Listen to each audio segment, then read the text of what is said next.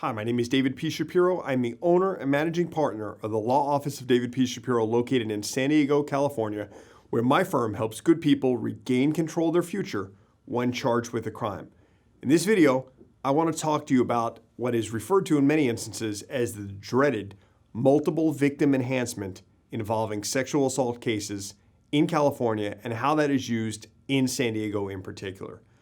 Under Penal Code Section 667.61 and the alphabet soup that rolls after that, that outlines what the multiple victim enhancement is. And in its most basic terms, what it is are situations where there are more than one accuser of a sex crime and under certain prerequisites are met, and a client, if convicted, could serve 15 years to life for each accuser, for each count.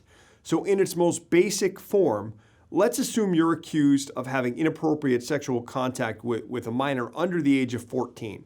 So the traditional quote-unquote child molest case. And you're charged with one count, one incident, whether true or not. Now, let's say your accuser's friend also makes similar accusations against you. Okay, well, now you're charged with two counts. But it's not as simple as that because you're now charged with two counts, but probably more importantly, you're charged with two accusers. So if you were to be convicted of sexually assaulting two, in this instance, under 14-year-old individuals, you would be subject to facing up to 30 years to life in state prison. At a minimum, if the multiple victim enhancement was found true, you're looking at 15 years to life. Now that is an indeterminate state prison term. What that means is you will have to serve with credits at least 15 years before you're even eligible for parole, and there's no guarantee that you will ever be paroled.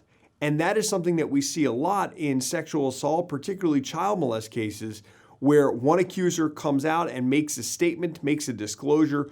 But if we're not having that conversation, if you're not having that conversation with your attorney, and if your attorney's not having that conversation with you, if there's believed to be other accusers out there talking about the multiple victim enhancement, talking about how that can shape and how that could affect possibly the case's outcome, and walking you through what that means for you and what that means in your case, then you might want to think about making a change with who's representing you, because that is really something that in many instances can drive how a case is handled by the prosecutor's office, the district attorney's office in San Diego, how a judge, how a court may look at the case on what a case is worth from a settlement perspective, if that's in your best interest, and also what your risks are taking a case like this to trial, the known versus the unknown of outcomes and how that may affect and how that may have an effect certainly on you, your emotions, your anxiety, your nerves, and whether or not you're willing to take those risks.